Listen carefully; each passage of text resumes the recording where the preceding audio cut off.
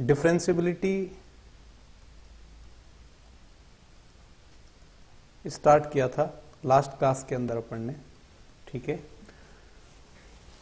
किसी भी पॉइंट पर किसी फंक्शन का डेरिवेटिव किस तरह से फाइंड करते हैं अपन, लेफ्ट हैंड डेरिवेटिव क्या होता है, राइट हैंड डेरिवेटिव क्या होता है, ठीक है। ये सारी चीजें अपन ने डिफाइन की थी लास्ट क्लास में।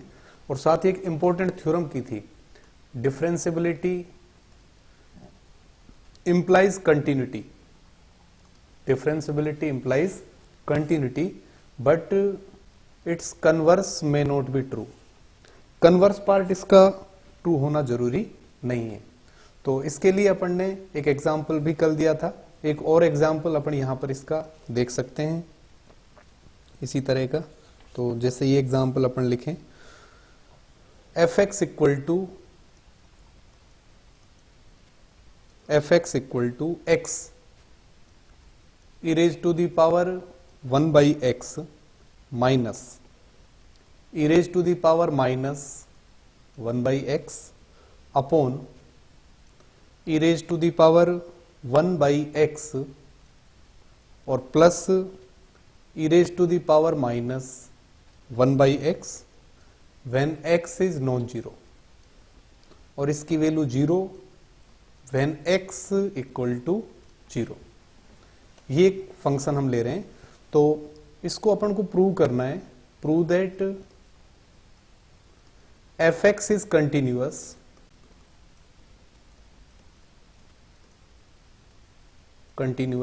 Eight x equal to 0 but not differentiable,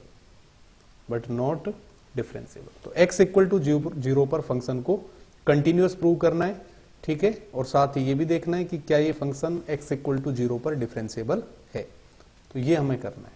तो कंटिन्यूटी प्रूव करने के लिए तीन चीजें आप फाइंड करते हैं। एक तो फंक्शन की वैल्यू उस पॉइंट पर, तो फंक्शन की वैल्यू 0 पर किसके बराबर है, 0 के बराबर। एक फंक्शन की उस पॉइंट पर राइट लिमिट, तो f ऑफ 0 प्लस 0 लिखते हैं, तो इसको मैं क्या लिखूंगा, limit h tends to 0 f of 0 plus h, तो f ऑफ h आ गया। लिमिट h टेंड्स टू 0 और f of h equal to किसके होगा, h into e raise to the power 1 by h minus 1 by h upon 1 by h और plus e raise to the power minus 1 by h। ये अपने पास बन गया। इसको अगर अपन सिंप्लीफाई करें तो मैं इसको लिख सकता हूं which is equal to h या लिमिट h टेंड्स टू 0 और ये बनेगा h इंटू यहां से h को e raise to the power 1 by h में कॉमन ले रहा हूं, तो 1 माइनस क्या बचेगा, e raise to the power minus 2 by h हो जाएगा, और upon 1 plus e raise to the power minus 2 by h। तो h टेंड्स टू 0 जब आप लगाएंगे तो e raise to the power minus infinite किसको अप्रोच करेगा, 0 को। तो ये मेरे पास क्या आ गया, इक्वल टू किसके बन रहा है, ये h के, है ना।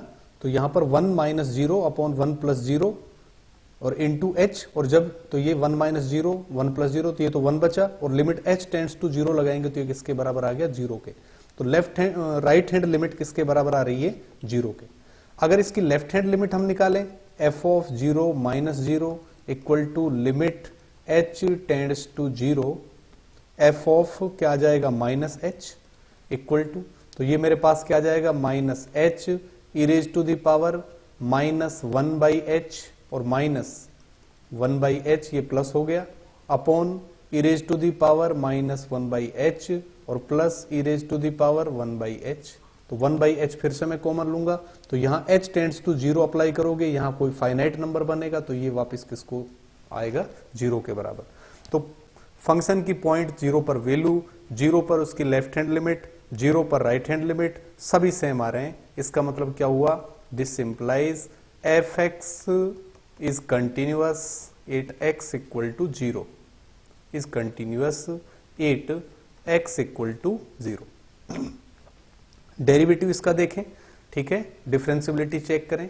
तो डिफरेंशियबिलिटी के लिए एक तो राइट हैंड डेरिवेटिव हमें चेक करना है और एक इसका लेफ्ट हैंड डेरिवेटिव चेक करना है। तो right hand derivative f dash 0 plus 0, f dash 0 plus 0 equal to किसके बराबर होगा? तो a प्लस जीरो के लिए क्या है डेफिनेशन, c प्लस जीरो की डेफिनेशन कल लिखवाई थी आपको। f dash c plus zero क्या होता है? Limit h tends to zero f of c plus h minus f of c upon h, ये डेफिनेशन थी। तो f dash zero plus zero क्या हो जाएगा?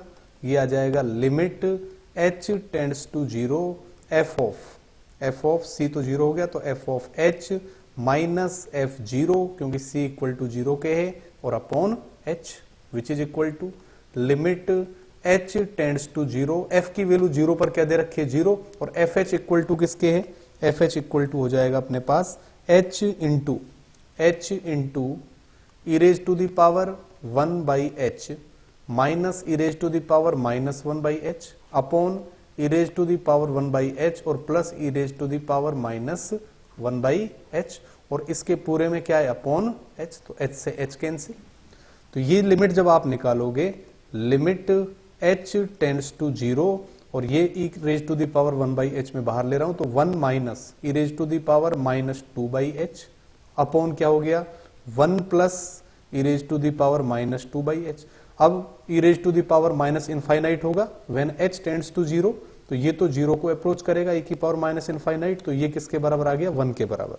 तो यहां पर राइट हैंड डेरिवेटिव मेरे पास क्या आ रहा है? 1।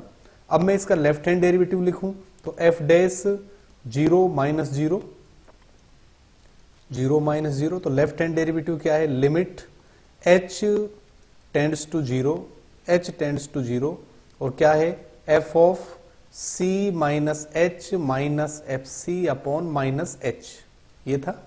इसको सिंप्लीफाई करें अपन, तो ये अपने पास बनेगा equal to limit h tends to zero और f of minus h minus f zero और upon minus h।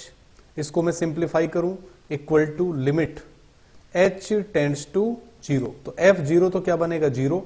f minus h जब आप फाइंड करोगे तो f माइनस h, तो माइनस h आ गया, into e raise to the power minus 1 by h minus e raise to the power minus minus plus 1 by h बनेगा, upon e raise to the power minus 1 by H और plus e raise to the power 1 by h, ये आएगा upon किसके है? h के।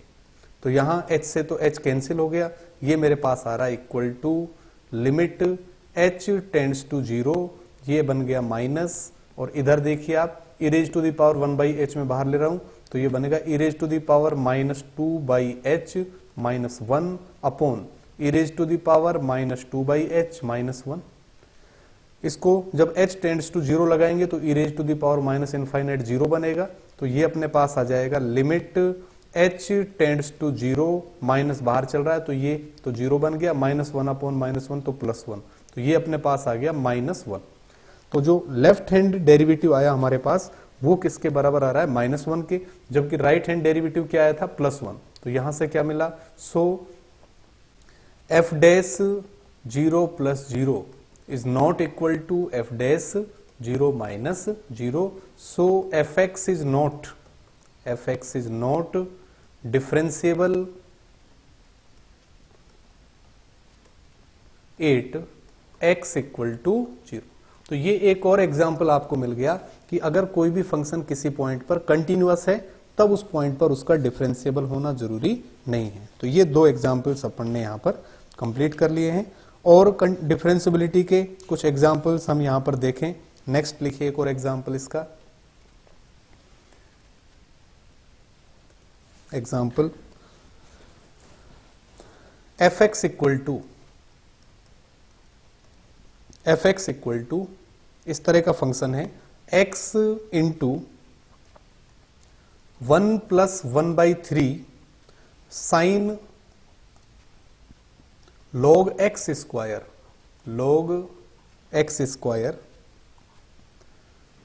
when x is non-zero and 0 when x equal to 0।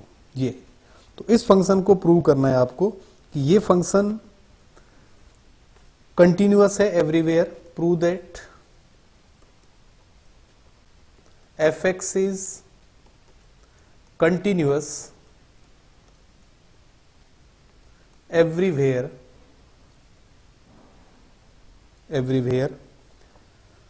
but not differentiable at x equal to 0, but not differentiable at x equal to 0 पर। तो ये एक और एग्जाम्पल आ रहा है, एक ऐसा कंटिन्यूअस फंक्शन जो डिफरेंशिएबल नहीं है। तो करें इसको सोल्व। सबसे पहले कंटिन्यूटी देखें, तो कंटिन्यूटी पॉइंट पर फंक्शन की वैल्यू क्या है, 0 पर 0। अब लेफ्ट हैंड डेरिवेटिव और right hand derivative continuous function के लिए लेफ्ट हैंड और राइट हैंड लिमिट्स आप निकालेंगे, तो equal to limit h tends to 0 और f ऑफ h ये होगा limit h tends to 0, f of h की वैल्यू देखिए आप h इंटू 1 प्लस 1/3 और साइन log x स्क्वायर ये अपने पास आ रहा है। तो जब इस पर लिमिट आप अप्लाई करोगे तो यहां ये 1 और -1 के बीच में कोई भी नंबर आपको मिलेगा, ठीक है। फिर उसको 1/3 से मल्टीप्लाई करोगे, कोई फाइनाइट नंबर आ गया, उसमें 1 ऐड किया तो कोई फाइनाइट नंबर है। अब ये जो फाइनाइट नंबर आ रहा है ब्रैकेट में, इसको h से मल्टीप्लाई करना है, जबकि लिमिट h टेंड्स टू क्या 0, तो ये पूरे को क्या बना देगा 0, ठीक है। तो ये जो इसकी राइट हैंड लिमिट आई वो किसके बराबर आ गई, 0 के।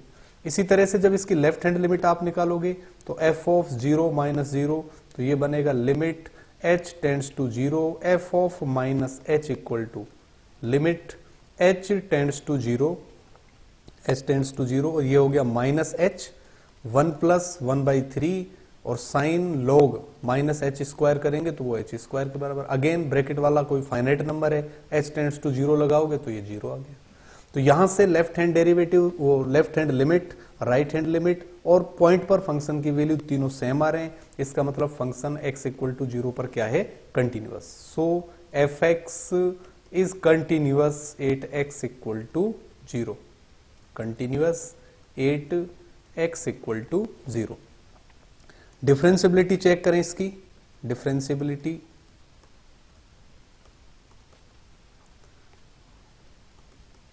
तो डिफरेंशिएबिलिटी के लिए अपन को लेफ्ट हैंड और राइट हैंड डेरिवेटिव्स इसके फाइंड करने। तो सबसे पहले मैं राइट हैंड डेरिवेटिव निकाल रहा हूं। इसका राइट हैंड डेरिवेटिव क्या है अपने पास, f डैश c प्लस 0, क्या थी definition, limit h tends to 0, f of c plus h minus f c upon h which is equal to limit. तो यहां पर f डैश 0 प्लस 0 निकालना है आपको, तो 0 plus 0 limit h tends to 0, f of h minus f0 upon h। f0 की value तो क्या बनेगी 0, तो fh इक्वल टू किसके आ जाएगा मेरे पास h, तो ये आएगा देखिए लिमिट h टेंड्स टू 0 और fh की वैल्यू बनेगी h इंटू 1 प्लस 1/3 और sign log x square, sign log x square वो एच स्क्वायर और अपॉन एच, तो एच से एच कैंसिल। तो ये यहां से मेरे पास क्या आ रहा है, ठीक है।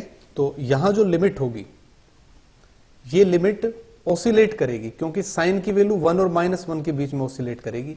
जब साइन की वैल्यू 1 और -1 के बीच में ऑसिलेट करेगी तो उसको 1/3 से आप मल्टीप्लाई करोगे तो वो भी एक ऑसिलेशन चलेगा, 1 को ऐड करेंगे तो कुल मिलाकर ये ऑसिलेटरी वैल्यू आएगी, ठीक है। क्या है यहां पर ऑसिलेशन है।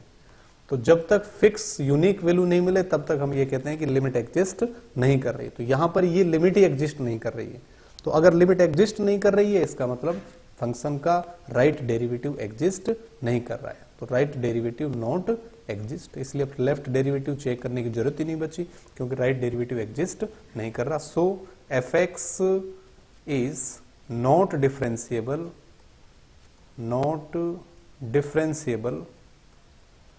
at x equal to 0। तो ये एक और एग्जांपल आपको मिला जो कंटिन्यूअस तो है लेकिन डिफरेंशिएबल नहीं है। इसी तरह से एक और लिखे example, prove that fx equal to mod x minus 1 plus 2 into mod x minus two plus 3 into mod x minus 3, this function is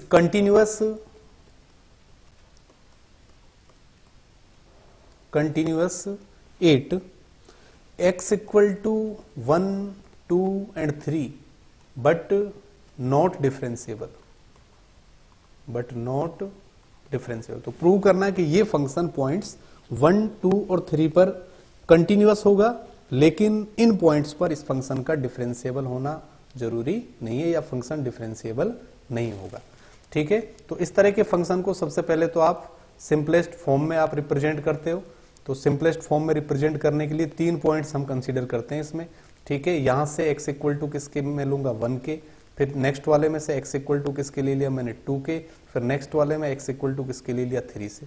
तो इधर 1 से छोटे पॉइंट आएंगे तो मैं माइनस इनफाइनाइट ले सकता हूं, इधर 3 से बड़े पॉइंट आएंगे तो प्लस इनफाइनाइट। ये मेरे पास केस है। तो fx को जब मैं सिंपलेस्ट फॉर्म में यहां पर लिखूंगा तो fx का सिंपलेस्ट फॉर्म क्या होगा, देखिए fx इक्वल टू सबसे पहला केस ले रहा हूं, कौन सा, जब x क्या है लेस देन इक्वल टू 1, यानी x इस वाले क्षेत्र में है, x is less than equal to 1। तो ये मैंने लिख दिया यहां पर when x is less than equal to 1, ये वाला केस। तो x अगर लेस देन इक्वल टू 1 है, उस केस में क्या होगा, देखिए यहां पर फंक्शन की वैल्यू x 1 से छोटा है तो मोड हमेशा क्या आता है, पॉजिटिव। ठीक है, मोड की डेफिनेशन क्या लिखते हो आप, mod x equal to x if x is greater than 0। ठीक है, ये लिखते हो मोड x इक्वल टू किसके होता है, x के, जब x ग्रेटर देन 0, और माइनस लगा देते हैं जब x लेस देन 0 है। क्यों माइनस क्यों लगाया, क्योंकि x अगर 0 से छोटा है तो बाहर माइनस लगा दो, जैसे 1 है 0 से छोटा, इसलिए माइनस लगा दो बाहर, तो माइनस माइनस क्या हो जाएगा, प्लस हो जाएगा, क्योंकि मोड हमेशा क्या देता है, पॉजिटिव वैल्यूज देता है। तो अगर x 1 से छोटा है, वे x 1 से छोटा है तो इसके अंदर वाली जो क्वांटिटी है वो कैसी है, नेगेटिव है। लेस देन 0, तो लेस देन 0 तो माइनस लगाओगे, माइनस क्या बना, x माइनस 1।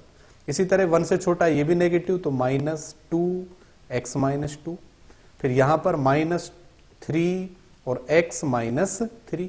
इसको जब सिंप्लीफाई करेंगे तो minus x minus 2x minus 3x, तो क्या हो गया माइनस 6x, और माइनस माइनस प्लस 1 और प्लस 4 5 हो गया, और प्लस 6 11, ये हो गया माइनस माइनस प्लस 1 हो गया, और 4 5 हो गया, और 9 14 हो गया। तो 14 और माइनस के क्या आ गए 6x। तो ये तो कौन से केस में आए, when x is less than equal to 0। अब x की वैल्यू मैं यहां पर लूंगा, इसके अंदर 1 से लेकर कहां तक, 2 तक। तो x की वैल्यू अगर ये है, x कहां से है, 1 से तो बड़ा है क्योंकि इक्वल टू 1 में यहां ले चुका हूं, और लेस देन इक्वल टू 2 तक। ठीक है, उस केस में क्या होगा, इस केस में देखो क्या आएगा, x की वैल्यू 1 और 2 के बीच में है, तो 1 और 2 के बीच में तो फर्स्ट वाली टर्म तो पॉजिटिव हो गई, तो ये तो एज इट इज आ गया x माइनस 1। लेकिन 2 से छोटी वैल्यू है, ठीक है, इसका मतलब ये वाली जो टर्म है ये कैसी आ रही है, नेगेटिव, तो माइनस 2x माइनस 2 और माइनस 3x माइनस 3, क्योंकि ये भी नेगेटिव आएगा। जब इसको सिंप्लीफाई करोगे तो क्या आ रहा है, देखिए अपने पास, इसको सिंप्लीफाई जब अपन करेंगे तो माइनस 1 और माइनस माइनस प्लस के 4 हो गए, तो 3 बचे प्लस के, और प्लस के 9, तो 12 बचे अपने पास, और x क्या आ रहे हैं, माइनस 2x माइनस 5x हो गए माइनस के, और 1x प्लस का, तो 4x, तो माइनस 4x। तो ये फंक्शन हमें मिला कब, जब x की वैल्यू क्या है 1 से लेकर 2 तक। तो ये फंक्शन मिल रहा है हमें कब, when 1 is less than x is less than equal to 2। अगर x की वैल्यू में 2 से 3 लूं, 2 से 3, तो 2 से 3 में देखो फर्स्ट और सेकंड वाली टर्म पॉजिटिव बन गई, तो ये मेरे पास क्या आ गया, x माइनस 1 और प्लस 2 इंटू एक्स माइनस 2, और लास्ट वाली टर्म अगर x की वैल्यू 2 रखें, ठीक है, या लेस देन 2 रखें, वो 3 से छोटी रखेंगे तो क्या बनेगी, नेगेटिव, तो ये minus 3x minus 3 equal to क्या आ गया, ये अपने पास क्या बन रहा है, देखिए x प्लस 2x, तो 3x हो गया, माइनस 3x कैंसिल, x की टर्म तो माइनस 1 माइनस 4 माइनस 5 हो गया, और प्लस का 9, ठीक है, तो 9 माइनस 5 4 आ गया अपने पास। इस केस में क्या आ रहा है, 4 कब, when 2 is less than x is less than equal to 3। तीसरा केस नेक्स्ट या चौथा केस, जब x को मैं यहां लूं यानी x greater than equal to 3 है, तो 3 से बड़ा है तो सारे पॉजिटिव आ गए। उस केस में क्या मिला, x minus 1 plus 2 into x minus 2 plus 3 into x minus 3। तो x कितने बने यहाँ पर, अब देखिए x 2x और 3x तो 6x हो गए, और -1 -4 -9 तो माइनस के 14 हो गए, -14 व्हेन 3, या ये कौन सा केस है, when x is greater then 3, जब x 3 से क्या है बड़ा। तो ये फंक्शन आपके पास बन गया। अब इस फंक्शन की कंटिन्यूटी और डिफरेंशियबिलिटी आपको चेक करनी है। कंटिन्यूटी आप जब चेक करेंगे तो सिंपल, आप x इक्वल टू 1 पर देखो, x इक्वल टू 1 पर लेफ्ट लिमिट क्या आ रही है, 14 माइनस 6 इंटू 1, तो 14 माइनस 6 करेंगे तो 8 आ रही है। और 1 पर राइट लिमिट इस वाले फंक्शन से देखोगे आप तो 1 रखेंगे तो 8 आ रही है। तो 1 पॉइंट पर लेफ्ट लिमिट और राइट लिमिट सेम आ रही है, और x इक्वल टू 1 डायरेक्टली रखेंगे तो भी वही आ रहा है। इसका मतलब x इक्वल टू 1 पर फंक्शन कंटिन्यूअस है। इसी तरह से 2 पर लेफ्ट और राइट लिमिट चेक कर सकते हो, 3 पर कर सकते हो, ठीक है। ये डिफरेंशियबिलिटी जब आप इसकी चेक करेंगे, डिफरेंशियबिलिटी जैसे x इक्वल टू 1 पर ही मैं देखूं, डिफरेंशियबिलिटी 8 x इक्वल टू 1, तो x इक्वल टू 1 पर डिफरेंशियबिलिटी जब देखेंगे तो राइट हैंड डेरिवेटिव आप निकालेंगे, क्या, f डैश 1 ये c प्लस 0 ये लिखते हैं अपन, तो limit h tends to 0 f of c plus h minus f c upon h ये है। और यहां मुझे f डैश 1 प्लस 0 निकालना है, तो limit h tends to 0 f of 1 plus h minus f of 1 upon h। तो f of 1 plus h, 1 plus जब आप करोगे तो 1 से छोटा तो यार 1 प्लस ये वाली टर्म आएगी, तो ये मेरे पास फंक्शन क्या बनेगा, limit h tends to 0 f of 1 plus h में आ गया 12 माइनस 4, क्योंकि ये फंक्शन लोगे 1 x ग्रेटर देन 1 हो गया, तो -4 और x की जगह क्या आ गया 1 प्लस h, और 1 पर फंक्शन की वैल्यू 1 रखेंगे जैसे इसमें डायरेक्टली, तो 1 पर वैल्यू क्या आ रही है 8, तो माइनस क्या आ गया 8 अपॉन किसके आ रहा है h के, अपॉन h। तो 12 माइनस 4 करेंगे तो 8 माइनस 8 कैंसिल, क्या बचेगा मेरे पास माइनस का 4h, क्या बच रहा है minus 4h upon h equal to किसके आ गया -4 के, -4 के। ये तो मेरे पास क्या है राइट डेरिवेटिव। इसी का जब लेफ्ट डेरिवेटिव निकालूंगा मैं f डैश 1 माइनस 0, तब क्या आएगा लिमिट h टेंड्स टू 0, और ये f ऑफ 1 माइनस h जब करोगे तो 1 माइनस h में पहले वाला फंक्शन काम में लोगे, क्योंकि 1 माइनस h 1 से छोटा x हो गया, तो 14 माइनस 6x वाला फंक्शन, तो ये बनेगा 14 माइनस 6 और 1 माइनस h, और माइनस f1 की वैल्यू क्या है 8, और अपॉन क्या आता है यहां पर माइनस h, इक्वल टू देखो 14 माइनस 6 8 से 8 कैंसिल, तो क्या बनेगा यहां पर 6h बन रहा है, अपॉन क्या आ रहा है माइनस h से h कैंसिल, तो -6 आ रहा है ना। तो लेफ्ट हैंड और right derivative, left hand derivative और राइट हैंड डेरिवेटिव अलग अलग आने, तो f dash 1 plus 0 is not equal to f dash 1 minus 0, अलग अलग आ रहे हैं दोनों। इसका मतलब फंक्शन x इक्वल टू 1 पर डिफरेंशिएबल नहीं है, ठीक है, नॉट डिफरेंशिएबल। इसी तरह से बाकी पॉइंट्स पर भी आप चेक कर सकते हैं। और फाइनली एक डायरेक्ट रिजल्ट आप यहां पर याद रख सकते हैं, अगर कोई भी फंक्शन इस टाइप का है mode x minus a plus mode x minus b plus mode x minus c, ये कोई भी फंक्शन है, तब ये इक्वल टू 0 करो तो x इक्वल टू a के आ रहा है, यहां पर x इक्वल टू b के, इधर x इक्वल टू c के, तब इन पॉइंट्स पर फंक्शन डिफरेंशिएबल नहीं होगा, ठीक है। तो मोड के अंदर जो फंक्शन, मोड के अंदर जो रिलेशन आ रहा है उसके रूट अगर आप निकालो तो जो पॉइंट्स वहां मिलेंगे उन पर फंक्शन डिफरेंशिएबल नहीं होगा। क्यों?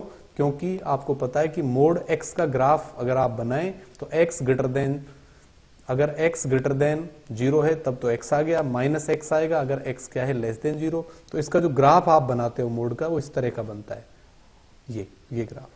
तो ये x इक्वल टू 0 पर क्या आता है, शार्प एज आता है, ठीक है। तो जहां पर शार्प एज प्रेजेंट है, शार्प एज प्रेजेंट है, वहां फंक्शन डिफरेंशिएबल नहीं होगा, नॉट डिफरेंशिएबल।